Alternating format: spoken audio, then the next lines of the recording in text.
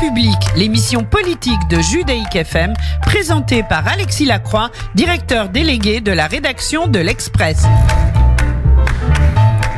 Bernard-Henri Lévy, bonjour. Bonjour. Très heureux de vous recevoir ce matin à Judaïque FM. On ne vous présente pas, mais je vais le faire quand même. Philosophe, écrivain, directeur de la revue La Règle du Jeu, éditorialiste au Point notamment, et dans d'autres titres de la presse internationale. Alors, à 2 semaines de distance, elle a beaucoup déchaîné la chronique, fait couler d'encre, alimenté des débats.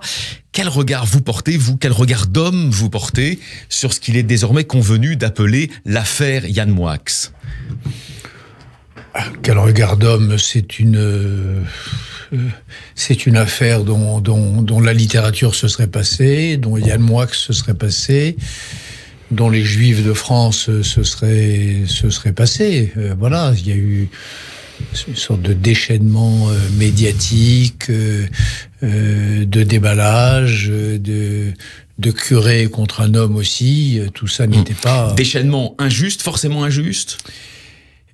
Oui, injuste, oui. Injuste parce que, vous savez, être juif, c'est aussi considéré, c'est notamment considéré que quand un pécheur a pris le chemin de la rédemption, c'est authentiquement, sincèrement et profondément amendé et à réparer, il mérite le pardon. Il mérite le pardon, c'est l'esprit de la Teshuvah. Mais justement, certains au sein de la communauté juive s'inquiètent, s'émeuvent de révélations médiatiques concernant ces fréquentations tardives, très tardives visiblement, 2010, 2011, certains évoquent même 2013, de membres de ce qu'on appelle aujourd'hui la fachosphère. Qu'est-ce que vous répondez, vous, à ça ? Mais, attendez, les fréquentations. Moi, ce qui m'importe et ce que j'ai commenté, c'est que voilà un homme... Dans un article du Point, oui, paru au lendemain de la prestation télévisuelle de Yann Moix, où il vous demandait à vous pardon, ainsi qu'aux Juifs de France. Oui. Donc moi, ce qui m'importe, c'est que cet homme a appris l'hébreu, est entré dans le Talmud, s'est initié, et même peut-être un peu plus, à l'étude juive. Et je ne parle même pas de ses positions pro-israélienne impeccable. Ça, c'est des faits. Ça, c'est des faits de pensée et d'esprit, mais d'une certaine manière matérialisés. Et ça pèse tellement plus lourd que telle ou telle fréquentation dont les réseaux sociaux se font l'écho. Voilà.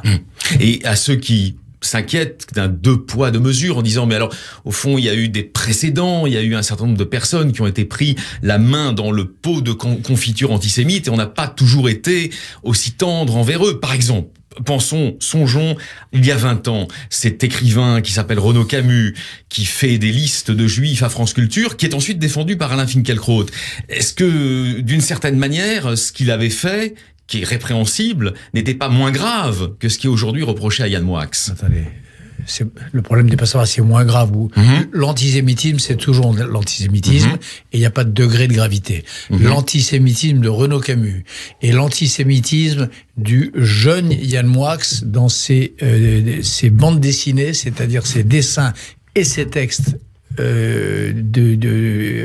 écrits à 21 ans, sont également horribles.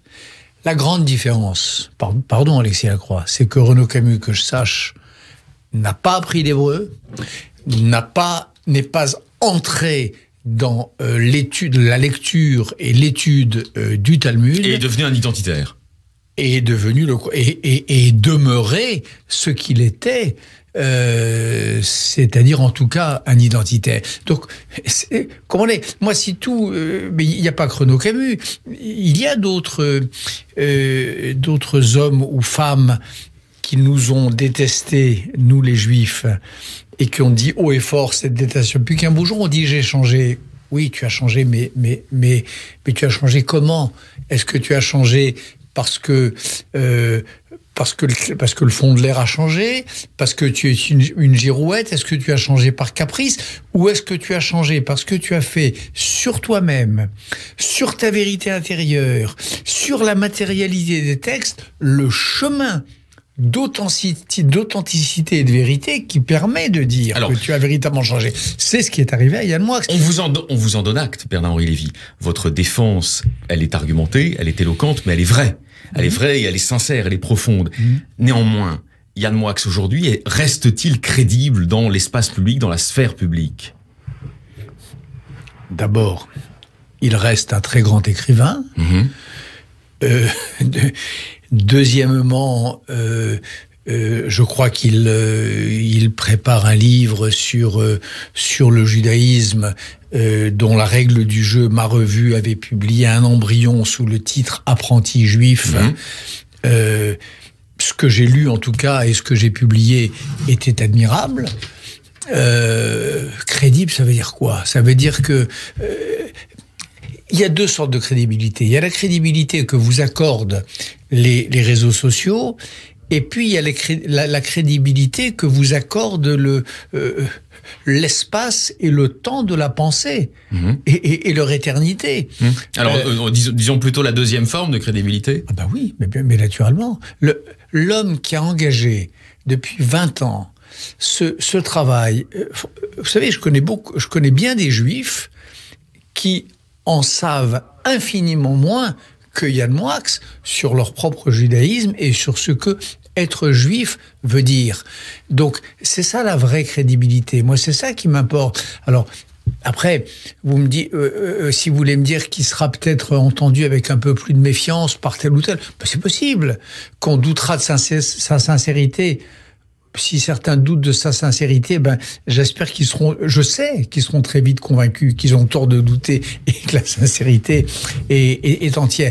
On ne s'engage pas dans ce travail-là. Et ça, j'en suis témoin. Pourquoi je me suis engagé? C'est pas une histoire d'amitié. Les gens, j'ai lu, je lis pas beaucoup les choses, mais les réseaux sociaux, mais j'ai lu Bernard-Henri. Dans le meilleur des cas, les gens disent Bernard-Henri Lévy, au moins il a une qualité, c'est qu'il a un sens de l'amitié indéfectible. Mais c'est pas ça le sujet.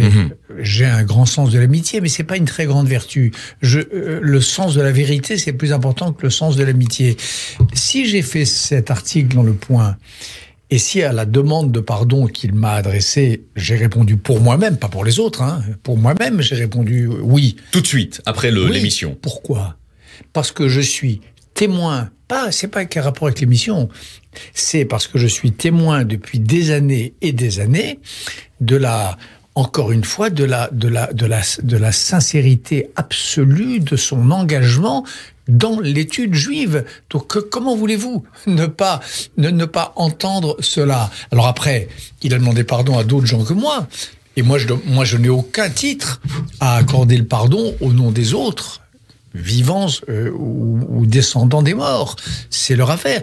Mais moi, en ce qui me concerne, je le dis très solennellement, ce dont je suis témoin fait que je lui ai donné ce pardon de tout mon cœur et sans réserve. Voilà. Et c'est cela qui compte, Bernard-Henri Lévy. Merci. C'est ça qui compte pour moi, ouais. et pour ceux qui nous entendent peut-être ce matin et qui me font un peu confiance, qui m'accordent un peu de crédit. C'est pour ça que vous êtes là. Macron, J'espère que je suis là pour d'autres raisons aussi. Macron, votre crédit. Ah oui, d'accord. Oui. Macron, quand il met en scène sa pitié pour les malheureux, sa sollicitude pour les défavorisés, est-il également sincère? Mais ça c'est une toute autre question. Ça, c'est vraiment et c'est un tout autre type d'homme. Un homme politique et un écrivain, on peut pas dire également. Vous avez vu les images en début de semaine. Oui. Mais ça n'a pas de rapport. Je récuse le également. Je récuse le parallélisme. C'était une transition. Oui, c'est une transition. Alors, donc, en tout cas, la sincérité du président de la République, si elle existe, elle est d'une nature très différente de celle dont nous venons de parler. Pourquoi ? Parce que je suis un lecteur de Machiavel, parce que je suis un lecteur de Balthazar Gracian, parce que je m'intéresse à la chose politique. Et que je sais... Vous êtes averti sur les ruses du prince. Je suis averti des ruses sur et des ruses du prince, et je sais qu'il y a, chez le plus sincère des princes, une part, et il est Et il est heureux qu'il en aille ainsi, d'ailleurs. C'est le plus sincère, il y a une part de calcul, il y a une part de politique. Voilà. Oui, alors, on le sait, il a été blessé profondément par ceux des Gilets jaunes et des commentateurs politiques qui, au moment de la crise des Gilets jaunes, en janvier, en février, l'accusaient d'être un cœur sec, insensible à la souffrance des Français, de ses compatriotes. Il en a été blessé. Est-ce qu'il en a tiré, d'après vous, les bons enseignements politiques de cette méga-crise? Je ne sais pas s'il en a été blessé, et d'ailleurs ça... Vous vous doutez qu'il en a été blessé? Oui, mais ça ne m'intéresse pas. D'accord. Ce qui m'intéresse, c'est que je crois que le procès qu'on lui a fait était injuste. Président des riches, c'était sot. Et la manière dont il a réagi à la crise des Gilets jaunes m'a paru exemplaire. Comment vous expliquez que tant d'éditorialistes qui caquetaient dans les médias aient dit le grand débat, c'est un gadget, ça ne va pas marcher, c'est idiot, il va s'enferrer. Et finalement, il a rebondi. Mais ils sont absurdes. Parce que... Vous croyez d'abord, le grand débat a marché, premièrement. Il en est sorti des choses. Et je pense que c'était au contraire un exercice démocratique exemplaire, un exercice de maïeutique politique, de socratisme appliqué, qui était le maximum de ce qu'un chef d'État pouvait faire. Oui, justement, ce visage à visage qu'il a mis en scène en allant rencontrer les Français les plus humbles et les plus anonymes.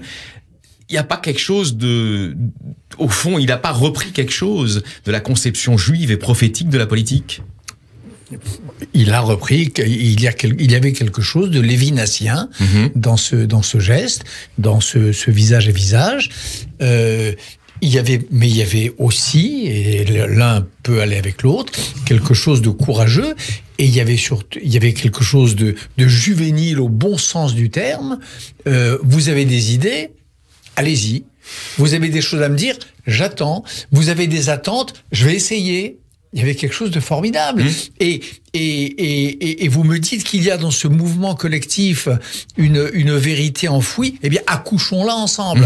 Ça, c'est de la grande politique. C'est de la grande politique, et c'est aussi peut-être l'héritage de l'enseignement qu'il a reçu lors de ses études de philosophie, qui était celui de Paul Ricoeur. À l'évidence, il y avait une forme de personnalisme dans cette manière de mettre en scène sa confrontation.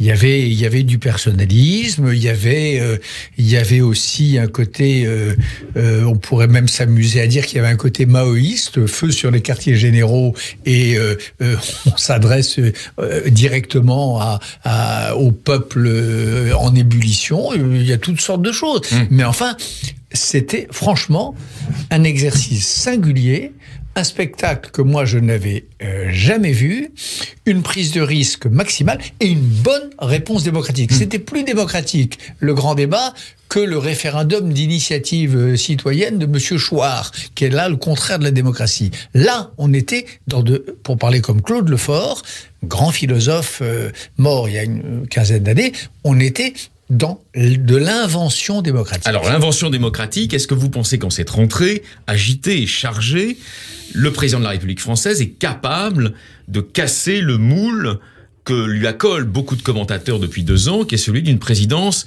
à la fois bonapartiste et néolibérale? Mais néolibéral, pour moi, c'est pas une insulte. Moi, je suis un libéral. Et je pense que libéral, c'est pas un gros mot. Et je pense que quand le libéralisme économique va avec le libéralisme politique, quand les deux libertés marchent du même pas, et quand la bonne et belle tradition social-démocrate vient corriger ce que le libéralisme pourrait avoir, ce que la main invisible du marché pourrait avoir d'injuste, c'est le moins mauvais des modèles. Au printemps, quand il lâche 17 milliards aux Gilets jaunes, il fait du keynésianisme, à l'évidence. 11 ou 17. Oui, enfin, il fait de la relance keynésienne. Bien sûr. Bon, donc il a conscience des limites de ce modèle libéral. Mais c'est un des rares acquis formidable de ce terrible XXe siècle. C'est ce curseur social-démocrate mis sur la règle libérale. Macron est l'héritier de ça, il n'est pas le seul. Et ce qu'il a fait là était bien. Ces 11 ou ces 17 milliards de réponse immédiate avant même le grand débat, ça prouvait qu'il n'était pas le président des riches. Et ça prouvait qu'il n'était pas autiste. Ça prouvait qu'il n'était pas... Ce banquier déconnecté. Il n'était pas ce banquier déconnecté d'une société offshoreisée dont la sociologie était devenue liquide ou liquéfiée que décrivent certains. Voilà, oui, je le crois profondément. Et je suis pas, vous savez, je suis prêt sur d'autres sujets à prendre mes distances. Je suis pas un défenseur j'ai voté pour lui, mais je suis pas un défenseur béat de Macron, loin de là. Mais sur ce point-là, il faut être, je trouve, très malhonnête. En tout cas, il faut beaucoup de mauvaise foi pour lui nier le mérite que je viens de dire. Bernard-Henri Lévy, vous êtes né à Benissaf, vous avez ensuite grandi en partie au Maroc, puis à Neuilly, mais vous êtes, depuis, disons, l'âge de la majorité, un amoureux de Paris, un piéton de Paris, comme aurait dit l'autre. Comment vous regardez les débuts de cette compétition électorale, on va dire électrisée par la personnalité hors norme du Spider-Man parisien qu'est le mathématicien Cédric Villani? Elle est électrisée par lui, mais surtout, cette campagne, elle est tétanisée, elle est un peu pétrifiée par la personnalité hors norme aussi de l'actuelle maire de Paris, de Madame Hidalgo. Qu'on critique trop. D'abord, je trouve qu'on est injuste avec elle, oui, ça c'est sûr. Mais par ailleurs, j'entends trop souvent des candidats à la mairie de Paris dont tout le programme consiste à faire de l'Hidalgo bashing. Ça suffit pas. Voilà, c'est ce que Paris, c'est une trop grande et belle ville dont je suis trop amoureux. Les enjeux, ils sont trop importants pour que prendre le contre-pied d'Hidalgo soit un programme suffisant pour la gouverner. Je reviens à la politique internationale. Vous en êtes aujourd'hui non seulement un commentateur, mais aussi même un acteur, notamment depuis l'Empire et les Cinq Rois, votre dernier livre. Vous la suivez de très près, vous regardez les évolutions, vous êtes très attentif à ce qui est en train de se produire ces derniers jours avec l'Iran. Manifestement, Donald Trump ne veut plus que l'Iran soit l'ennemi public numéro 1 des États-Unis. Est-ce que vous avez le sentiment, vous qui êtes un ami indéfectible de l'État juif, que cette réorientation met Israël en difficulté? Première question. Et deuxième question, est-ce que vous êtes triste que Macron semble, sur l'affaire iranienne, suivre le mouvement impulsé par Trump?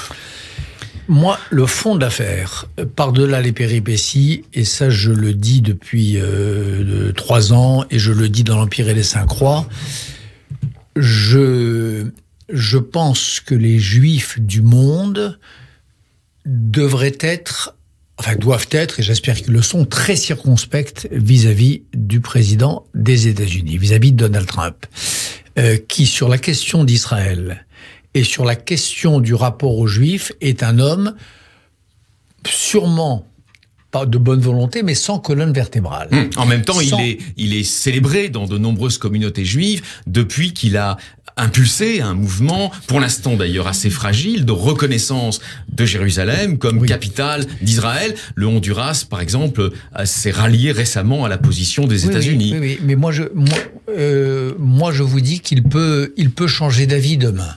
Si l'intérêt de ce qu'il appelle l'America First l'exige, il peut changer d'avis du jour au lendemain.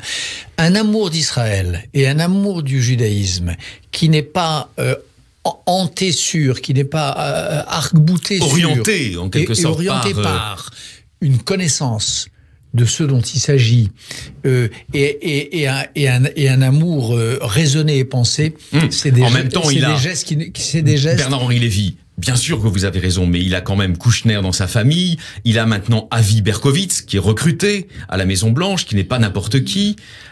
Les passerelles avec l'État juif et avec le cœur du pouvoir israélien d'aujourd'hui sont très nombreuses. Oui, il est aussi le premier président qui, le jour du mémorial... Je ne nie pas ce que vous dites, mais je demande j'aimerais que les Juifs d'Europe et des États-Unis voient aussi l'autre côté du tableau. Il est le premier président qui, le jour du mémorial de l'Holocauste Day, a tout simplement oublié de mentionner le nom des Juifs, qui a fait comme s'il s'agissait, le premier holocauste après son élection, comme s'il s'agissait d'un massacre indistinct dont le nom des victimes lui brûlait les lèvres. Il est aussi celui qui, quand il, dans les conférences de presse à la Maison-Blanche, quand un adorable journaliste d'un petit journal juif américain lui pose une question qui l'embarrasse, qui le traite comme un chien. C'est arrivé à de nombreuses reprises.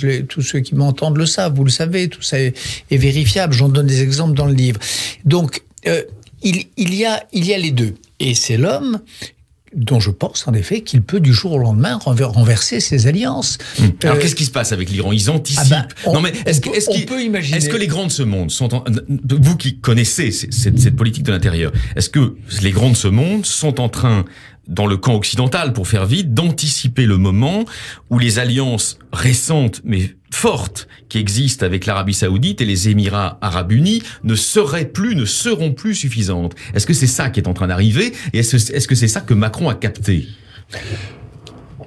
Ce que je peux vous dire, ce que je crois, c'est que Donald Trump a une obsession, c'est sur l'Iran, d'arriver à un accord qui soit meilleur que celui de Barack Obama. Si vous voulez qu'on entre dans la cuisine, voilà ce que je crois Trump a en tête, et ses équipes. Et par ailleurs, ce ne sont pas les principes qui l'étouffent. Il est à la recherche d'images spectaculaires. Regardez ce qu'il a fait avec la Corée du Nord. Un petit pas, le petit pas le plus bref et le plus long de l'histoire des relations entre les deux Corées. Il l'a fait moyennant quoi Kim Jong-un continue les essais balistiques de missiles à courte portée, mais enfin quand même 500 km à tir-larigot, etc. Donc un homme qui est obsédé par l'image davantage que par la vérité. Un homme qui n'est pas plus choqué que ça par une dictature. Un homme qui ne connaît pas l'histoire. Il est capable, en effet, demain matin, de nous annoncer qu'il a conclu un deal, pour parler comme lui, un deal avec l'Iran. Et que ce deal est bon pour l'Amérique. Et puis... et Israël, tant pis. Et puis Israël, il sera recommandé à Israël de prendre le train tant qu'il est temps, j'imagine. De prendre le virage. Je ne sais pas comment ça sera négocié. Alors Israël se trouve dans une situation préélectorale que tous nos auditeurs connaissent. On vote dans 5 jours sur l'ensemble du territoire israélien. On va retrouver dans un instant la correspondante de Judaïk FM, Nathalie Sostin-Ophir à Jérusalem, qui va vous poser quelques questions. Il faut que vous mettiez d'ailleurs le casque pour être en ligne avec Israël. Mais un mot d'abord. Vous, depuis 1967, vous n'avez jamais varié, Bernard-Henri Lévy. Vous avez une constance qui force l'admiration. Vous avez toujours défendu la solution de compromis de 2 États. Vous avez toujours défendu l'idée qu'il fallait qu'existât à côté de l'État d'Israël un État palestinien. Vous changez pas d'avis quand vous voyez tant de personnes aujourd'hui se rallier à l'idée apparemment séduisante de l'État binational que défendent aussi bien d'ailleurs des personnalités issues de la gauche comme votre ami Avraham Yehoshua ou issus de la droite comme le sémillant Naftali Bennett. Non, parce qu'il y a un point sur lequel je n'ai jamais varié. D'abord, c'est ma défense inconditionnelle d'Israël. Et il y a un deuxième point sur lequel je n'ai jamais varié, c'est que je pense que le sionisme est une idée qui est loin d'être à bout de souffle. Et je pense que le sionisme a un avenir et que le sionisme est une idée vivante. Or, l'État binational, pardonnez-moi, Alexis Lacroix, c'est la fin du sionisme. C'est le post-sionisme, c'est autre chose. C'est un pays du Moyen-Orient comme un autre, sauf qu'il y aura plus de juifs que dans d'autres, naturellement, mais c'est un pays comme les autres. Moi, je crois à l'exemplarité, à l'exceptionnalité de cet État juif qu'est Israël. Et pour que cet État juif vive en sécurité et vive son essence même, je crois qu'il est de son intérêt d'avoir à côté de lui un État palestinien démocratique et démilitarisé. Nathalie, on vous retrouve à l'instant. Nathalie Bokertov.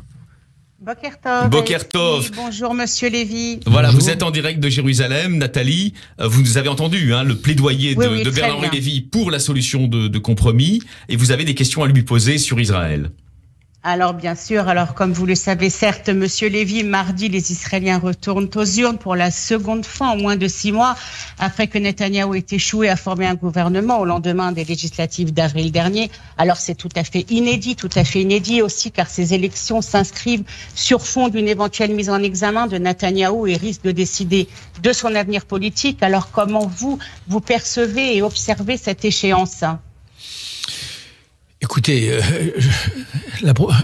je perçois toujours bien le fonctionnement et la vitalité d'une grande démocratie. Voilà, que les urnes décident des débats vitaux auxquels Israël est confronté. Je trouve ça pas mal. Voilà, c'est ainsi. Je suis pas de ceux qui trouvent que qu'on vote trop en Israël. C'est très bien. C'est une élection qui va être intense, avec des enjeux clairs. Les gens sauront ce qu'ils font quand ils mettront leur bulletin dans l'urne, et puis on verra. Très bien. Alors, comme vous l'avez bien sûr suivi, Netanyahou vient de déclarer que s'il était réélu, il appliquerait la souveraineté israélienne sur la vallée du Jourdain et le nord de la mer Morte. Alors, la solution à 2 États, manifestement, s'éloigne. Estimez-vous qu'une seule entité de la mer au Jourdain soit une menace pour le sionisme, comme d'aucuns l'avancent, Israël risquant de perdre là son caractère juif indissociable de l'identité nationale ? Mais évidemment, il y a plusieurs formules qui seraient mortelles pour Israël. La première, ce serait que les Juifs ne soient plus majoritaires dans leur État. La deuxième, ce serait un régime de double citoyenneté selon l'origine ethnique des citoyens. Voilà.